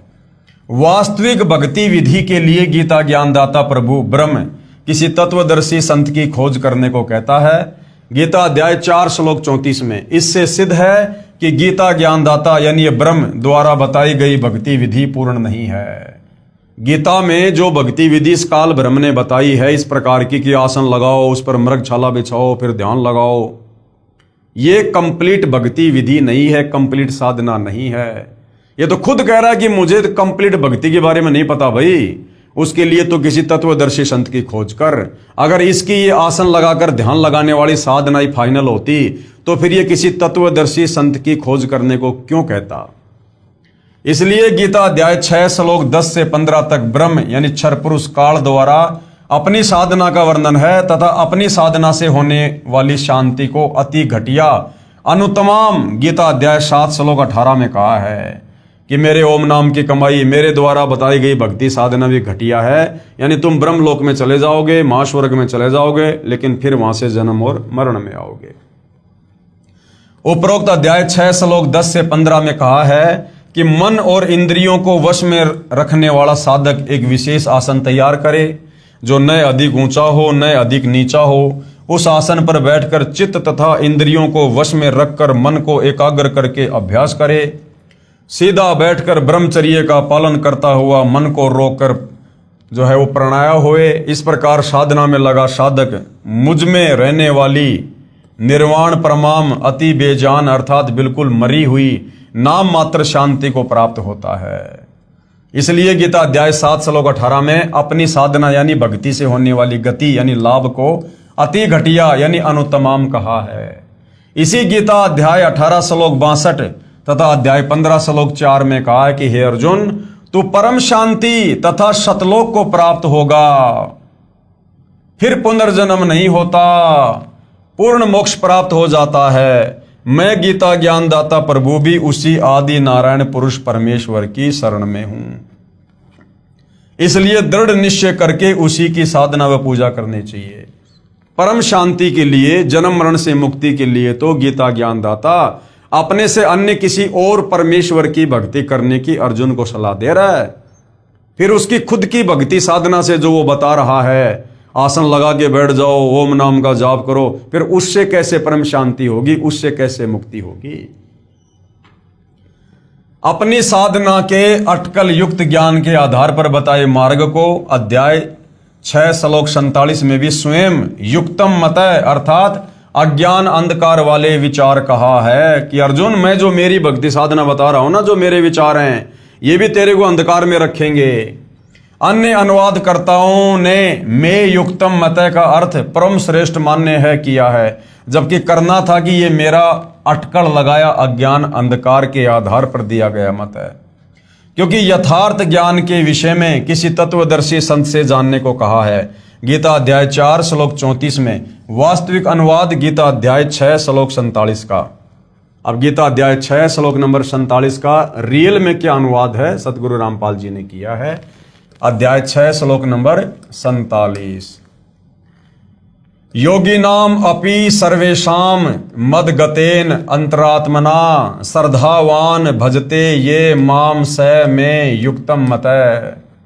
अनुवाद क्या है? मेरे द्वारा दिए भक्ति विचार जो अटकल लगाया हुआ उपरोक्त श्लोक 10 से 15 में वर्णित पूजा विधि जो मैंने अनुमान सा बताया है, पूर्ण ज्ञान नहीं है। क्योंकि सर्व साधकों में जो पूर्ण आस्था से सच्ची लगन से मेरे द्वारा दिए भक्ति मत के अनुसार मुझे भजता है, वह भी अज्ञान अंधकार से जन्म मरण स्वर्ग नरक वाली साधना में ही लीन है। ये मेरा विचार है। इसी का प्रमाण पवित्र गीता जी अध्याय 7 श्लोक नंबर 18 में तथा गीता अध्याय 5 श्लोक 29 तथा गीता अध्याय 6 श्लोक 15 में स्पष्ट है। इसलिए गीता अध्याय 18 श्लोक 62 में कहा है, किसने? गीता का ज्ञान देने वाले काल ने, ब्रह्म ने, कि हे भारत यानी हे अर्जुन, तू सर्व भाव से यानी और सारी भक्ति पूजा छोड़ के मेरी भी पूजा छोड़ दे। उस परमात्मा की शरण में जा, उसकी कृपया से ही तू परम शांति को तथा सनातन परम धाम अर्थात सतलोक को प्राप्त होगा। गीता अध्याय 15 श्लोक 4 में कहा है कि जब तुझे गीता अध्याय 4 श्लोक 34 में वर्णित तत्वदर्शी संत मिल जाए, उसके बाद उस परम पद परमेश्वर को भली भांति खोजना चाहिए, जिसमें गए हुए साधक फिर लौटकर इस संसार में नहीं आते, अर्थात जन्म मृत्यु से सदा के लिए मुक्त हो जाते हैं। जिस परमेश्वर ने संसार रूपी वृक्ष की रचना की है, मैं भी उसी आदि पुरुष परमेश्वर की शरण में हूं, उसी की भक्ति करनी चाहिए। जब गीता का ज्ञान देने वाला काल ब्रह्म अपने से अन्य उस आदि पुरुष परमेश्वर कबीर की भक्ति के लिए कह रहा है, तो भला फिर ये अपनी भक्ति को सर्वश्रेष्ठ कैसे बता सकता है? अपनी भक्ति को तो इसने गीता अध्याय 7 श्लोक 18 में अनुत्तमाम कहा, अति घटिया, कि मेरे ओम नाम का जाप करके तुम ब्रह्मलोक में जाओगे। और अध्याय 8 श्लोक 16 में फिर कहा है कि ब्रह्मलोक गया हुआ साधक भी वापस जन्म और मरण में है, पुनरावृत्ति में है। इसलिए ऑप्शन दे दिया कि भैया अगर परम शांति चाहिए, परम शांति का मतलब है जन्म और मरण से सदा सदा के लिए झंझट खत्म। उसके लिए तो किसी तत्वदर्शी संत की खोज कर, गीता अध्याय 4 श्लोक 34 में कह रहा है। गीता अध्याय 3 श्लोक 5 से 9 में भी गीता अध्याय 6 श्लोक 10 से 15 के ज्ञान को गलत सिद्ध किया है। अर्जुन ने पूछा, प्रभु मन को रोकना बहुत कठिन है। भगवान ने उत्तर दिया, अर्जुन मन को रोकना तो वायु को रोकने के समान है। फिर यह भी कहा है कि निसंदेह कोई भी व्यक्ति किसी भी समय क्षण मात्र भी कर्म किए बिना नहीं रहता। जो महापुरुष मनुष्य समस्त कर्म इंद्रियों को हठपूर्वक ऊपर से रोककर मन से कुछ न कुछ सोचता रहता है, इसलिए एक स्थान पर हठयोग करके न बैठकर सांसारिक कार्य करते करते कर्म योग साधना करना ही श्रेष्ठ है। ये दोगला ज्ञान दे रहा है, दो प्रकार का ज्ञान दे रहा है गीता ज्ञान दाता। एक तरफ तो कहता है कि तू आसन लगा के बैठ जा, इंद्रियों को रोक ले, चिंतन कर, ध्यान लगा, और फिर कह रहा है कि मन को रोकना तो वायु को रोकने के समान है, और कह रहा अर्जुन तू युद्ध भी कर और मेरी भक्ति भी कर। तो ये दोगला ज्ञान दे रहा है गीता ज्ञान दाता, दोगला ज्ञान। कर्म न करने अर्थात हठ योग से एक स्थान पर बैठकर साधना करने की अपेक्षा कर्म करते करते साधना श्रेष्ठ है। एक स्थान पर बैठकर साधना करने से तेरा जीवन निर्वाह कैसे होगा? उधर तो कह रहा है कि तू मृगछाला बिछा, आसन ना ऊंचा हो ना नीचा हो, फिर ध्यान लगा। और यहां क्या कह रहा है, अगर तू कर्म नहीं करेगा तो तेरा जीवन निर्वाह कैसे होगा, तेरा पेट पोषण कैसे होगा, इसलिए तू कर्म भी कर और मेरी भक्ति भी कर। तो ये दोगला सा ज्ञान ये गीता ज्ञान दाता अर्जुन को दे रहा है भक्ति से भ्रमित करने के लिए। शास्त्र विधि त्याग कर साधना हठ योग एक आसन पर बैठकर करने से कर्म बंधन का कारण है।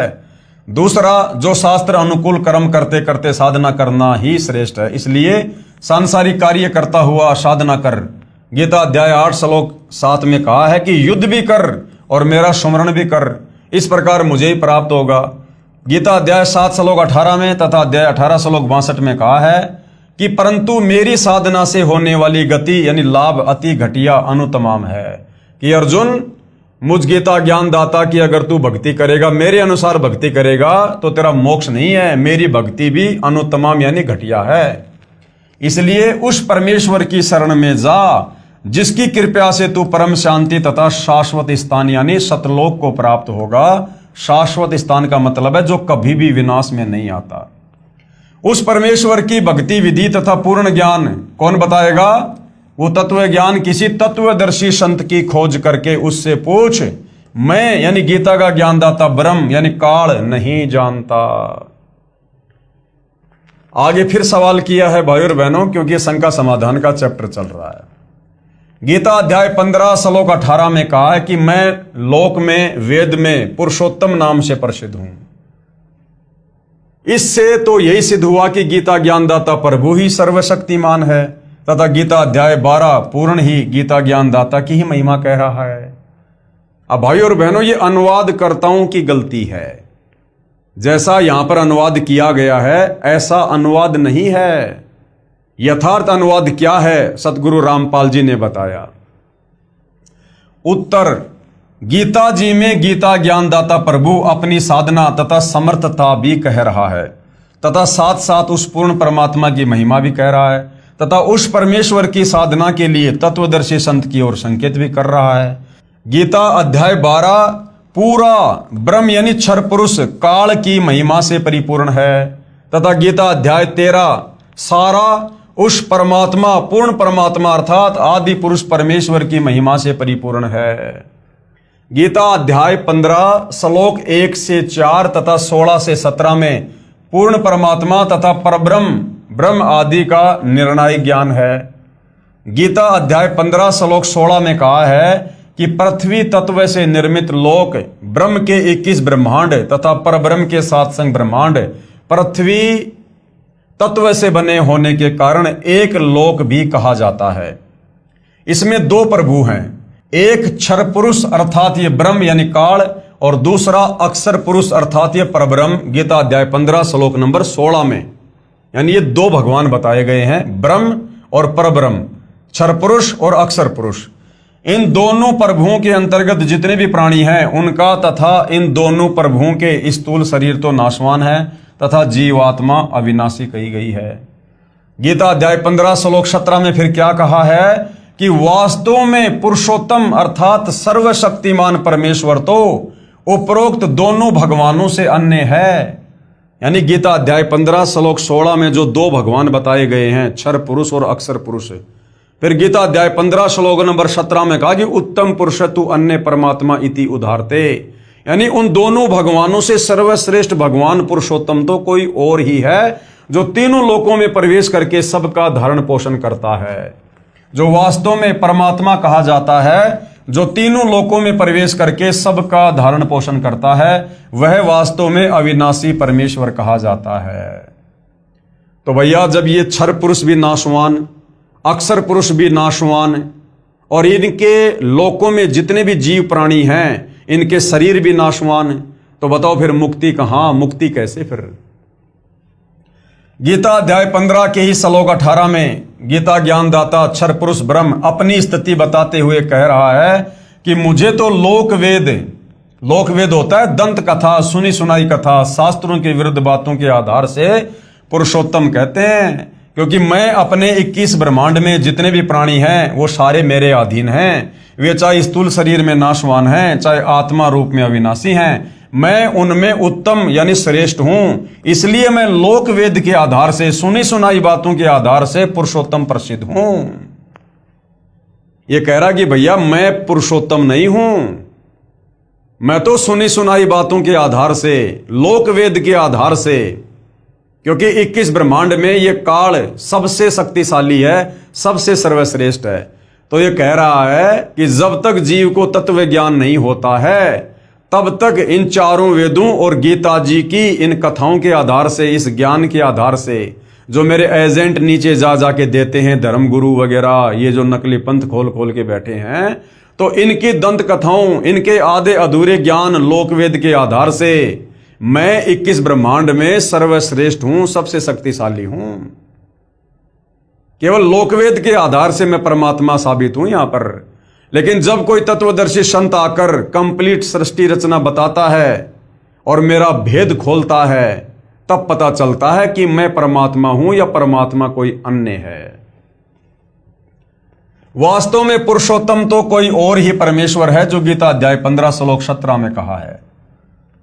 फिर आगे किसी ने सवाल किया शंका समाधान के लिए प्रश्न, गीता अध्याय 10 श्लोक 2 में तथा 3 में कहा है कि मेरी उत्पत्ति को कोई नहीं जानता। कौन? ये काल कह रहा है।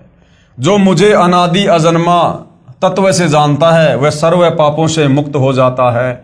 और कह रहा है जो मुझे जान जाता है, यानी मुझ काल ब्रह्म को जान जाता है, तत्व से जान जाता है कि ये काल कौन है, जन्मता है या मरता है, इसका नाम काल क्यों पड़ा। यानी जिसको सृष्टि रचना समझ में आ गई, जो तत्वदर्शी संत की शरण में आ गया और इस काल के विषय में जो सब कुछ जान गया, कहता फिर वो जन्म और मरण से मुक्त हो जाता है। फिर वो जो मुझे अनादि अजन्मा इस तत्व से जानता है वह सर्व पापों से मुक्त हो जाता है। इससे स्पष्ट है कि ब्रह्म का जन्म नहीं, अर्थात सर्व पाप नष्ट कर देता है। अब ये भाई साहब जन्म और मृत्यु में है, लेकिन इसके जन्म और इसके कर्म ये अलौकिक हैं। अब वो कैसे हैं, वो सतगुरु रामपाल जी बताएंगे।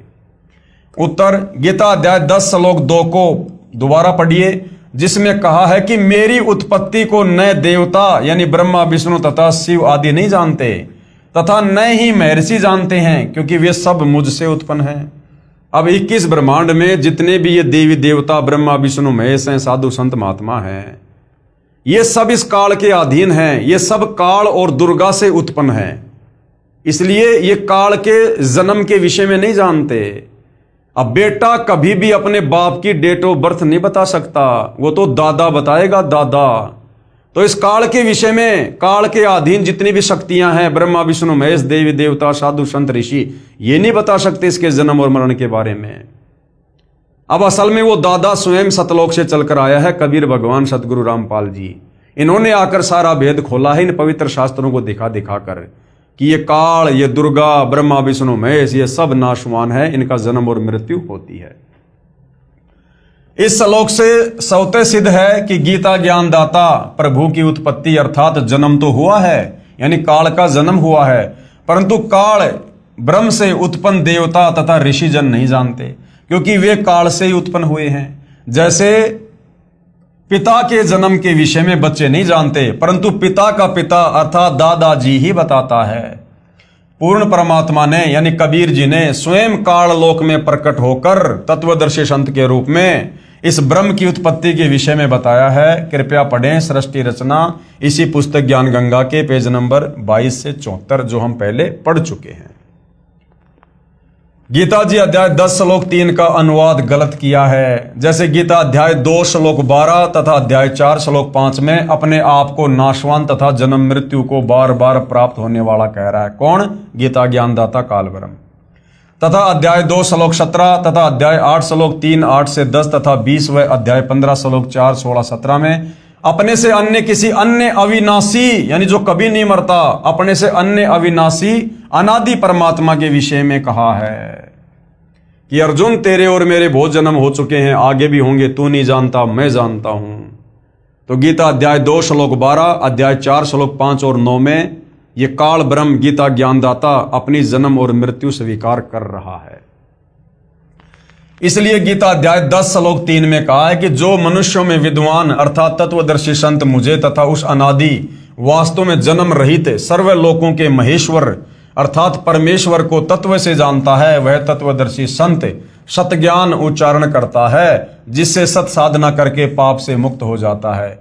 इसी का प्रमाण गीता अध्याय 4 श्लोक 34 में भी है। अध्याय 10 श्लोक 2 न मे विदु सुरगणा परभवम न महर्षे अहम आदि ही देवानाम महर्षिणाम च सर्वस्व। अनुवाद क्या है? मेरी उत्पत्ति को कौन कह रहा है? गीता ज्ञानदाता काल ब्रह्म कि मेरी उत्पत्ति को यानी मेरे जन्म को न देवता लोग जानते हैं, क्योंकि देवता भी काल और दुर्गा से उत्पन्न हुए हैं, और न ये महर्षि जन ही जानते हैं। ये महर्षि साधु संत महात्मा गोरखनाथ जैसे, मनु जैसे, ये भी काल और दुर्गा से उत्पन्न हुए हैं, क्योंकि मैं सब प्रकार से देवताओं का और महर्षियों का भी आदि अर्थात उत्पत्ति का कारण हूं। तो बाप की जन्म तिथि को बेटा या बेटी नहीं बता सकते, दादा बता सकता है कि तेरे बाप का जन्म कब हुआ था।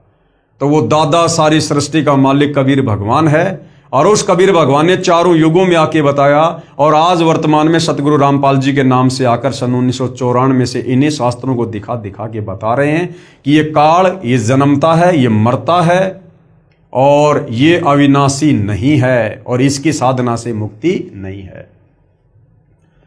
अध्याय 10 श्लोक 3 ये माम अजम अनादिम च वेति लोक महेश्वरम असम्मुड स मृत्युषु सर्व पापे परमुच्यते।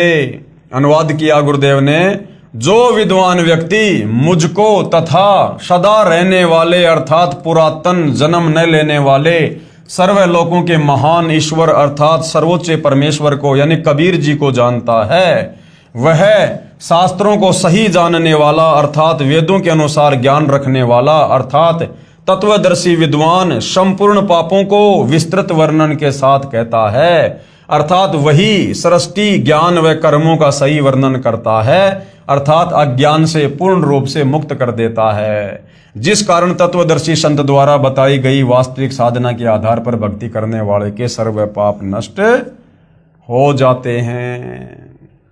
तो भाई और बहनों, कितना बढ़िया निर्णायक ज्ञान इस पवित्र ग्रंथ गीता जी में दिया हुआ है, लेकिन हमारे नादान धर्म गुरु तत्व ज्ञान के अभाव से इस सदग्रंथ को नहीं समझ पाए।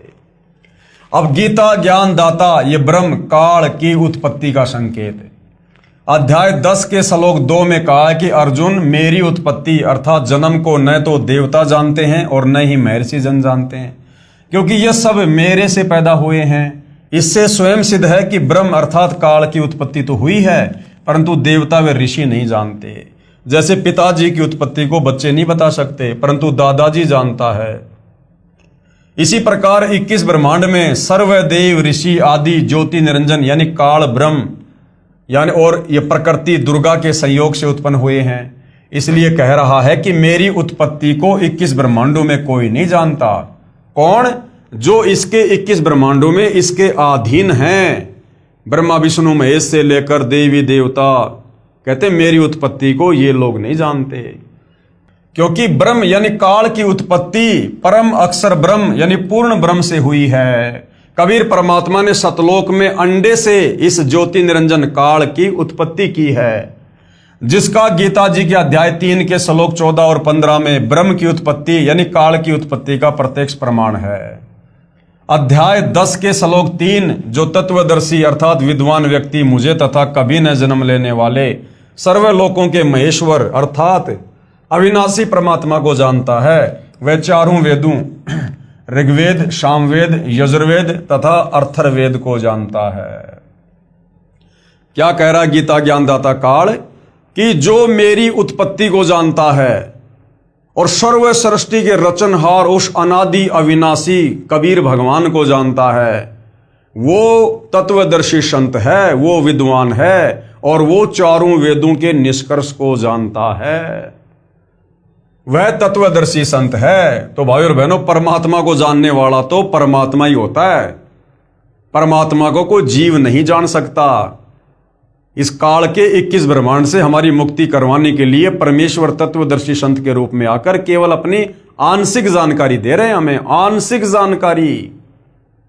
अन्यथा उनकी महिमा के विषय में तो साफ साफ लिखा है, 7 समुद्र की मसी करूं, लेखनी करूं बन राय, सब धरती का कागज करूं पर गुरु गुण लिखा न जाए। क्योंकि कबीर परमात्मा गुरु रूप में आकर ही हमें सृष्टि रचना बताते हैं। तो जो उस आदि अनादि कबीर परमेश्वर के विषय में जानता है, कहते हैं वो तत्वदर्शी संत है। तो उस परमेश्वर के विषय में तो परमेश्वर के अलावा दूसरा कोई नहीं जानता, अर्थात तत्वदर्शी संत स्वयं कबीर भगवान ही होता है।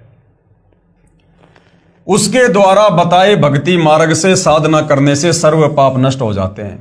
गीता जी के अध्याय 15 के श्लोक 16, 17, 18 में वर्णन है कि पूर्ण परमात्मा अविनाशी तो अन्य ही है, जो तीनों लोकों में प्रवेश करके सबका धारण पोषण करता है। खुद ये काल कह रहा है, मुझ काल को तो केवल इसलिए पुरुषोत्तम कहते हैं, यानी भगवानों का भगवान कहते हैं, क्योंकि मैं 21 ब्रह्मांडों में मेरे अधीन स्थूल शरीर में नाशवान प्राणियों तथा अविनाशी जीवात्मा से उत्पन्न हूं।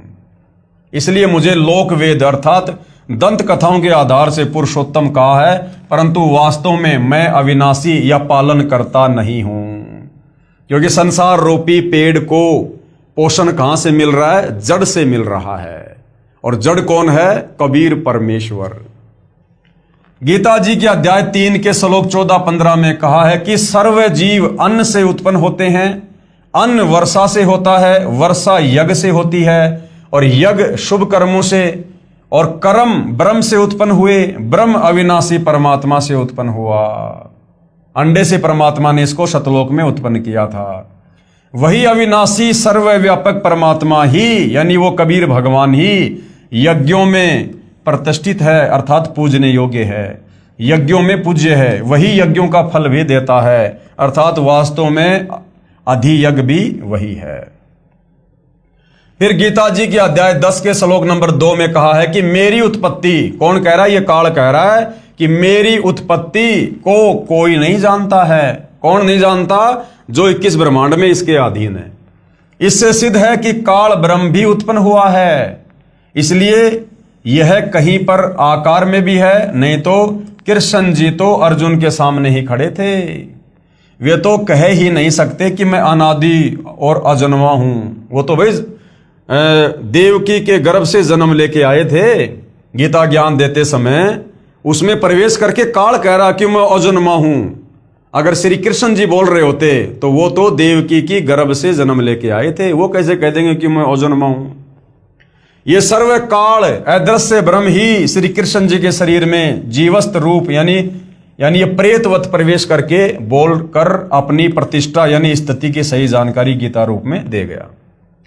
उपरोक्त विवरण से गीता जी में सिद्ध हुआ कि ब्रह्म यानी काल की उत्पत्ति पूर्ण ब्रह्म से हुई है। और सृष्टि रचना से तो क्लियर ही हो गया कि परमात्मा ने अक्षर पुरुष को निंद्रा से जगाने के लिए जिस अंडे में एक आत्मा प्रवेश करके मानसरोवर में छोड़ी थी, और अक्षर पुरुष ने जब गुस्से से देखा तो अंडे के 2 भाग हो गए। उस अंडे से जो आत्मा निकली थी वो यही काल था, यही ज्योति निरंजन था। यही प्रमाण अथर्ववेद कांड 4 अनुवाक 1 मंत्र 3 में भी है। कृपया निम्न पढ़ें। कांड नंबर 4 अनुवाक नंबर 1 मंत्र नंबर 3। ये श्लोक आप जियों के सामने है। और यहाँ पूज्य गुरुदेव भगवान ने इसका अनुवाद किया हुआ है। भावार्थ है, पूर्ण परमात्मा यानी कबीर देव अपने द्वारा रची सृष्टि का ज्ञान तथा सर्व आत्माओं की उत्पत्ति का ज्ञान अपने निजी दास को स्वयं ही सही बताता है कि पूर्ण परमात्मा ने अपने मध्य अर्थात अपने शरीर से अपनी शब्द शक्ति के द्वारा ब्रह्म यानी क्षर पुरुष यानी काल की उत्पत्ति की तथा सर्व ब्रह्मांडों को ऊपर शतलोक, अलखलोक, अगमलोक, अनामी लोक आदि तथा नीचे परब्रह्म के सात संग ब्रह्मांड तथा ब्रह्म के 21 ब्रह्मांडों को अपनी धारणा करने वाली आकर्षण शक्ति से ठहराया हुआ है। जैसे पूर्ण परमात्मा कबीर परमेश्वर कबीर देव ने अपने निजी सेवक अर्थात सखा श्री धर्मदास जी, आदरणीय गरीबदास जी आदि को अपने द्वारा रची सृष्टि का ज्ञान स्वयं ही बताया, उपरोक्त वेद मंत्र भी यही समर्थन कर रहा है। कांड नंबर 4 अनुवाक नंबर 1 मंत्र नंबर 7 श्लोक आप जियों के सामने है। भाइयों और बहनों, यहाँ गुरुदेव ने प्रत्येक शब्द का हिंदी के साथ अनुवाद भी किया है। हम सीधा इसके भावार्थ पे चलेंगे। इस मंत्र में यह भी स्पष्ट कर दिया है कि उस परमेश्वर का नाम कबीर देव अर्थात कबीर परमेश्वर है जिसने सर्व रचना की है। जो परमेश्वर अचल, अचल यानी जो कभी भी विनाश में नहीं आता है, स्थिर है, जिसके लोक स्थिर हैं अर्थात वास्तव में अविनाशी, गीता अध्याय 15 श्लोक 16-17 में भी प्रमाण है। जगत गुरु यानी सारे संसार को ज्ञान देने वाला, आत्माधार यानी आत्माओं को उत्पन्न करने वाला, जो पूर्ण मुक्त होकर शतलोक गए हैं उनको शतलोक से ले जाने वाला, उनको शतलोक ले जाने वाला, काल के 21 ब्रह्मांड से सर्व ब्रह्मांडों का रचनहार, काल ब्रह्म की तरह धोखा ना देने वाला, जो का त्यों वह स्वयं कबीर देव अर्थात कबीर प्रभु है। यही परमेश्वर सर्व ब्रह्मांडों व प्राणियों को अपनी शब्द शक्ति से उत्पन्न करने के कारण जनिता यानी माता भी कहलाता है, क्योंकि हम सभी आत्मा कबीर परमेश्वर के वचन से उनके शरीर से उत्पन्न हुई हैं। तथा पितरम यानी पिता तथा बंधु भाई भी वास्तव में यही है, तथा देव यानी परमेश्वर भी यही है। इसलिए इसी कबीर देव अर्थात कबीर परमेश्वर की स्तुति किया करते हैं। तमेव माता च पिता तमेव, तमेव बंधु च सखा तमेव, तमेव सर्व मम देव देव। इसी परमेश्वर की महिमा का पवित्र ऋग्वेद मंडल 9 सूक्त 1 मंत्र 24 में विस्तृत विवरण है। आगे फिर सवाल किया है सदगुरु रामपाल जी से, वेदों में कबीर अर्थात कबीर नाम का विवरण कैसे आया?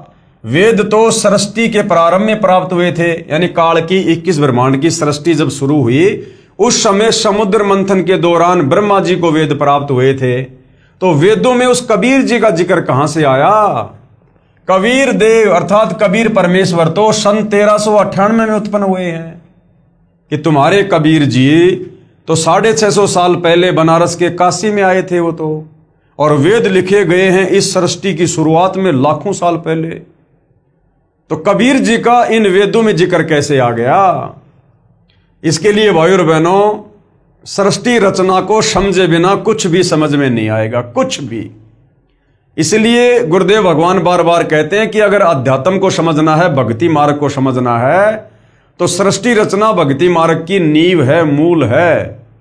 इस सृष्टि रचना से समझ में आएगा कि इन वेदों में कबीर भगवान का नाम कैसे आया। ये कबीर भगवान केवल 650 साल पहले नहीं, ये द्वापर में भी आया, त्रेता युग में भी आया, सतयुग में भी आया, और ना जाने कितनी बार परमात्मा यहां पर आ जाते हैं क्षण भर में, शतलोक से चल के गति करके। वो समर्थ भगवान है। तो ये सारा का सारा माजरा सृष्टि रचना को सुनेंगे, समझेंगे, तब समझ में आएगा। गुरुदेव उत्तर दे रहे हैं, पूर्ण परमात्मा का वास्तविक नाम कबीर देव है तथा उपमात्मक नाम सत्य पुरुष, परम अक्षर ब्रह्म, पूर्ण ब्रह्म आदि है। जैसे देश के प्रधानमंत्री जी का शरीर का नाम कुछ और होता है तथा प्रधानमंत्री, प्राइम मिनिस्टर आदि उसके पद के नाम है, यही पूर्ण परमात्मा कबीर देव नामांतरण करके चारों युगों में आए हैं तथा सृष्टि व वेदों की रचना से पूर्व भी अनामी अनामे लोक में मानव सदृश शरीर में कबीर देव नाम से विद्यमान थे। वही कबीर देव फिर सतलोक की रचना करके सतलोक में विराजमान हो गए।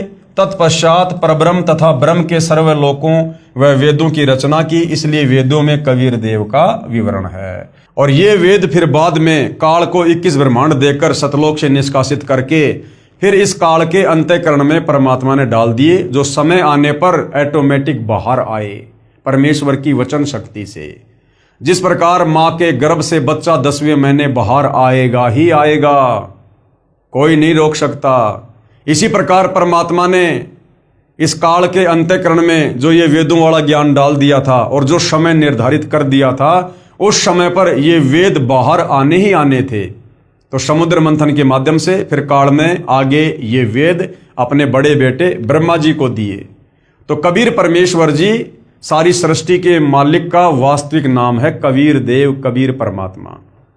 और 650 साल पहले बनारस के काशी में परमात्मा केवल अपने वैदिक, अपने ओरिजिनल नाम से आए। इससे पहले तो परमात्मा ना जाने कितने नामों से कितनी बार इस पृथ्वी पर आते रहते हैं, जाते रहते हैं। तो भाइयों और बहनों, ये आध्यात्मिक ज्ञान है। आज से पहले हमें कोई समझाने वाला नहीं था, कोई बताने वाला नहीं था। किसी ने इस प्रकार धर्मशास्त्रों से निर्णय करके आप और हमें बताया नहीं, समझाया नहीं। आप और हमारे अंदर सदियों से अज्ञान ठोक ठोक कर भरा हुआ है, जिस कारण से अब विश्वास करना थोड़ा सा मुश्किल सा हो रहा है। लेकिन इन सर्व धर्मशास्त्रों से प्रमाण देखकर और जो सृष्टि रचना सतगुरु रामपाल जी ने बताई 5वें वेद सूक्ष्म वेद से, कबीर वाणी से, उस सृष्टि रचना का समर्थन हमारे सभी धर्मों के सभी सदग्रंथ दे रहे हैं। भला फिर शंका करने की क्या जगह रह जाएगी। तो थोड़ा सा धैर्य से रुचि लेकर सतगुरु रामपाल जी के सत्संग सुनते रहोगे, उनके द्वारा लिखी पुस्तकें पढ़ते रहोगे, तो धीरे धीरे आप जियों को सब कुछ समझ में आ जाएगा। क्योंकि ये सत्य ज्ञान है और सत्य ज्ञान को समझने में थोड़ा समय जरूर लगता है, लेकिन समझ में आने के बाद फिर हमें इस ज्ञान से कोई डगमग नहीं कर सकता। तो भाइयों और बहनों, आज के इस पवित्र पुस्तक ज्ञान गंगा पर बन रहे वीडियो में केवल इतना ही। कल के वीडियो में परमेश्वर जी के आशीर्वाद से हम जानेंगे कि कबीर साहिब द्वारा विभीषण तथा मंदोदरी को शरण में लेना। अब नादान हमारे धर्मगुरु रामायण को पढ़ने वाले, इन्होंने समाज को यही बताया कि विभीषण श्री रामचंद्र जी का भगत था, श्री रामचंद्र जी का भगत था। जबकि विभीषण श्री रामचंद्र जी का भगत नहीं था। विभीषण को यही कबीर भगवान, कबीर देव त्रेता युग में जो मुनिंद्र ऋषि के नाम से आए थे, इन्होंने विभीषण को नाम दीक्षा दी थी और रावण की पत्नी मंदोदरी को भी दीक्षा देकर अपनी शिष्या बनाया था। तो भाइयों और बहनों, ये सत्यनारायण कथा है। आज से पहले हमने केवल ये झूठी कथाएं हमारे इन तत्व ज्ञानहीन धर्म गुरुओं के मुख कमल से सुनी है। इसलिए अब आप जब ये सत्य कथा सुनेंगे तब आपकी आत्मा को भी आनंद आएगा। हम ढेर सारे जो है हम पुण्य के भी भागी बनेंगे और ये अमर कथा हमारे हृदय में इस प्रकार समा जाएगी कि फिर इसके बाद हमें और कुछ झूठ सुनने का मन नहीं करेगा। इसलिए भाइयों और बहनों, कल हम गुरुदेव भगवान के आशीर्वाद से इस टॉपिक पर आगे चर्चा करेंगे। तब तक गुरुदेव भगवान हम सबको आज्ञा दे, आशीर्वाद दे, सद्बुद्धि दे, हमारी आत्मा का कल्याण करे। बंदी छोड़ सतगुरु रामपाल जी परमेश्वर जी की जय हो।